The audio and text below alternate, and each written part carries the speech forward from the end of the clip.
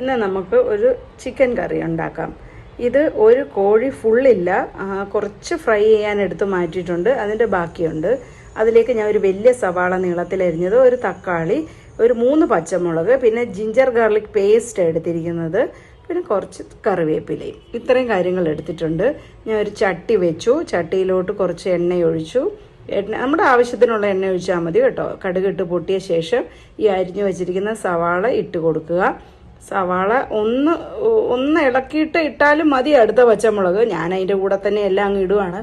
പച്ചമുളകും ഇട്ട് ഇഞ്ചി വെളുത്തുള്ളി പേസ്റ്റും കൂടി ഇട്ടിട്ട് നല്ലപോലെ ഒന്ന് വഴറ്റിയെടുക്കുക. അത് വഴണ്ട് വന്ന് കഴിയുമ്പോഴത്തേക്കിനും നമുക്ക് ടൊമാറ്റോ ഇട്ട് കൊടുക്കാം. ടൊമാറ്റോയും കൂടെ ഇട്ട് അത് വഴലുന്ന സമയത്ത് പൊടികൾ പറഞ്ഞു തരാം. ഒരു വലിയ ടേബിൾ സ്പൂൺ കാശ്മീരി മുളക്, ഒരു സാധാ ടേബിൾ സ്പൂൺ ചുമല മുളക് പൊടി, ഒരു 3 ടേബിൾ സ്പൂൺ മല്ലിപ്പൊടിയുണ്ട്, ഒരു പിഞ്ച് മഞ്ഞൾപ്പൊടിയുണ്ട്, പിന്നെ ഒരു 3/4 ടീസ്പൂൺ ചിക്കൻ മസാലയും. ഞാൻ വറുത്ത് പൊടിച്ചു വെച്ചിരിക്കുന്ന മസാലയാണ്. ഇതിനെ ഞാൻ കുറച്ച് തിളപ്പിച്ചാറിച്ച വെള്ളത്തിൽ പേസ്റ്റ് പോലെയാക്കി വയ്ക്കും.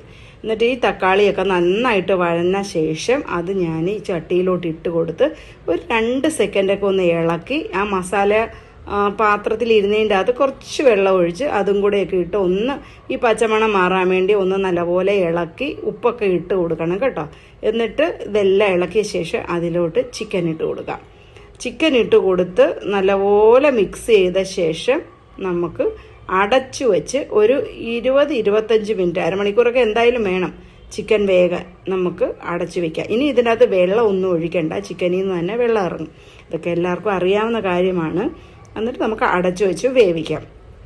പക്ഷേ ഞാനിപ്പോൾ ചട്ടി ഒന്ന് മാറ്റി, കാരണം എൻ്റെ ആ ചട്ടിയുടെ അടിയിൽ ചെറുതായിട്ട് ലീക്ക് പോലെ വന്നു. അപ്പോൾ ഞാൻ ആ ചട്ടി ഒന്ന് മാറ്റി ചെറിയ ചട്ടിയിലോട്ടാക്കി.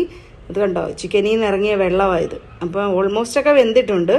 നമുക്ക് ആവശ്യമുള്ള ചാറിൻ്റെ ആ ഒരു പരുവം എത്തുമ്പോൾ കറിവേപ്പില ഇട്ട് മല്ലിയില ഇട്ട് ഡെക്കറേറ്റ് ചെയ്ത് നമുക്ക് എടുക്കാം. ഓക്കെ, എല്ലാവരും ഉണ്ടാക്കി നോക്കുക. താങ്ക്